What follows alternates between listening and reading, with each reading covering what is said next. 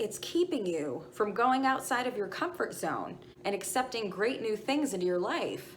So what identity have you unknowingly taken on that's projecting this type of reality for you? Hello everyone, welcome back to my channel. Thank you so much for being here today. My name is Alyssa, and this channel is about the law of attraction, building self-empowerment, and conquering limiting self-beliefs. So go ahead and hit that subscribe button along with the bell icon if you haven't. And please like and share this video if you end up enjoying it. So like I said, the law that I mainly focus on for this channel is the law of attraction, which states that like attracts like.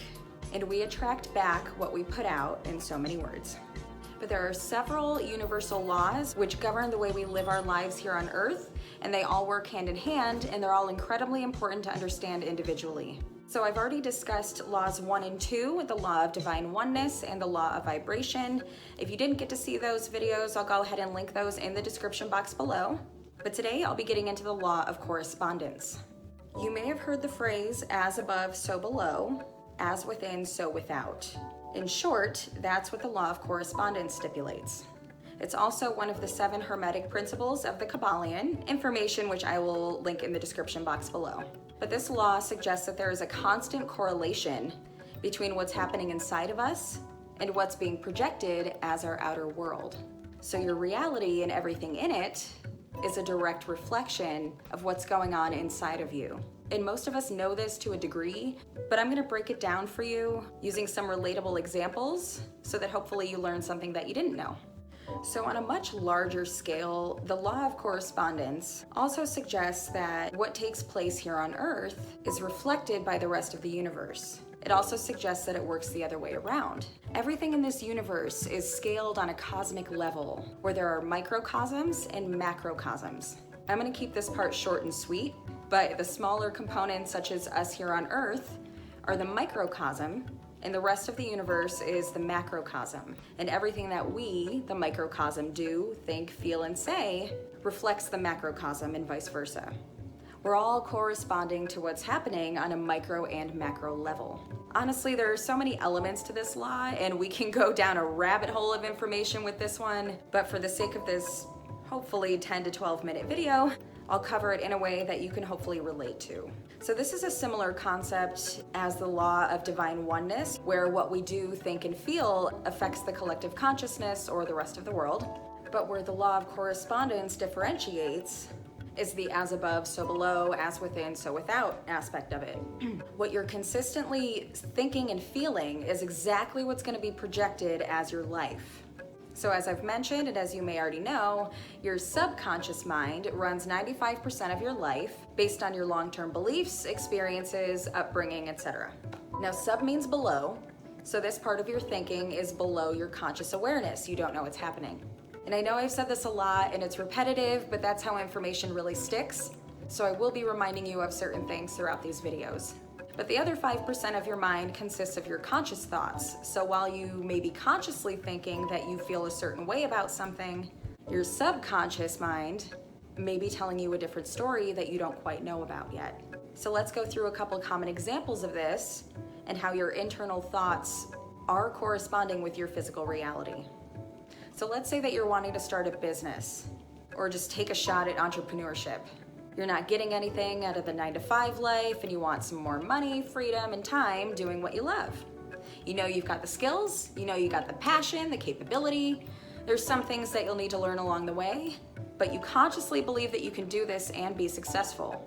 But you grew up in a low-income household and attended public school where you were told that it's standard to pick one job or profession, go to college for that, memorize the information required for it, work for a big company or organization that determines your paycheck, and spend your life relying on that one source of income, which again isn't even determined by you. Robert Kiyosaki, the author of Rich Dad, Poor Dad, which I'll link below, it's an amazing read, he said that we don't learn about money or finances in school because schools teach us to be employees, and employees don't need to know about money or finances. It's a way to keep us in our lane or in our place in society. So the majority of us usually go on to become employees, trading our time, waiting for a paycheck. So because of this long-term programming, a lot of people feel stuck when they try to go outside the realm of those possibilities. So throughout your hypothetical journey to entrepreneurship, you may find yourself coming across these roadblocks and complications that could cause you to lose focus, become discouraged, and possibly even give up. And that's because without knowing it, you've identified as a certain type of person while you were growing up. So now your subconscious mind is trying to deter you from going outside of that familiar 9-to-5 mindset that you were taught to believe was the only way to be successful. So those dominant thoughts and emotions or vibrations are taking over 95% of your life, and that's the identity that you've unconsciously embodied throughout your life, evidence of which is all around you. That is until you become aware of it. As I've mentioned before, I thought that growing up that I just wasn't smart. So that kept me stuck in the identity of someone who isn't worthy or capable of success. But consciously, I thought that I was meant for greatness. But my conscious thoughts don't run 95% of my life, my subconscious thoughts do. So I was stuck in the wrong mental paradigm for years, thinking this is just the way that life is for me, because I am this way. So by thinking I wasn't smart, I subconsciously accepted jobs that I unknowingly thought were within my mental capacity or ability, and then combined that with my scarcity mindset, the negativity in my life just emphasized. So my outer reality reflected that exactly. Now, said examples aside, how do you become aware of the identity that you've taken on? Well, look around you and see what you're surrounded by. Is it peace, love, and rainbows? Or is it stress, worry, and fear?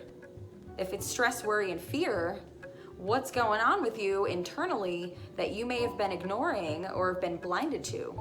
If you always find yourself struggling in relationships, with your job, overall happiness, there's most likely a voice that's been whispering to you. And guess what? It's keeping you from going outside of your comfort zone and accepting great new things into your life.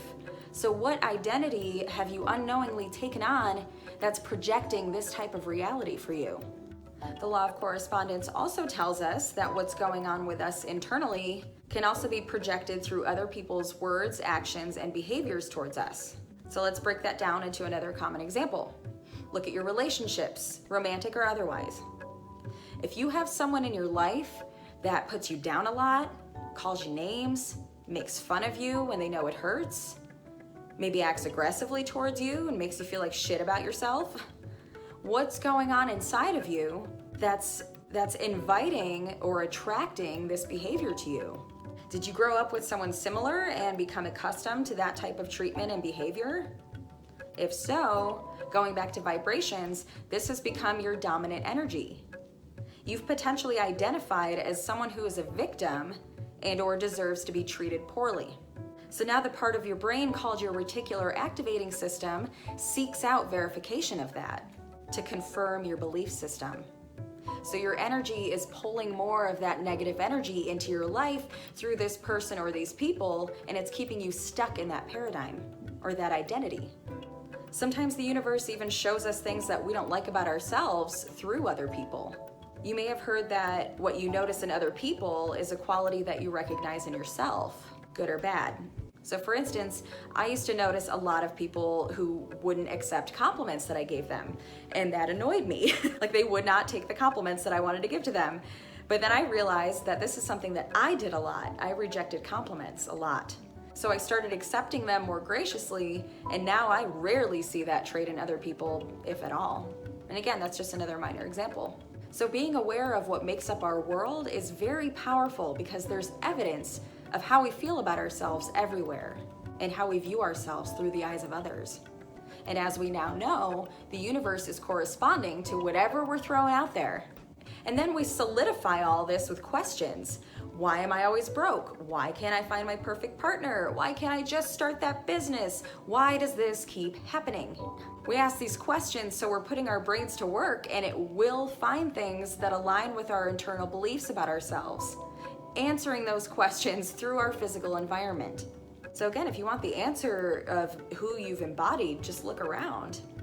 This is an opportunity to completely embody a different mindset about yourself and the way that life should and could be for you. So become aware of what you need to change internally and habitually to become this version of yourself that you know you can be. This is when you start rewiring your mind through meditation, visualization, scripting, etc. Then over time, you start dressing, talking, and acting as your ideal self. And that's how you start shifting into this new reality. So once you take on this new identity, you won't be able to help but to attract things, people, and experiences that correspond with that embodiment.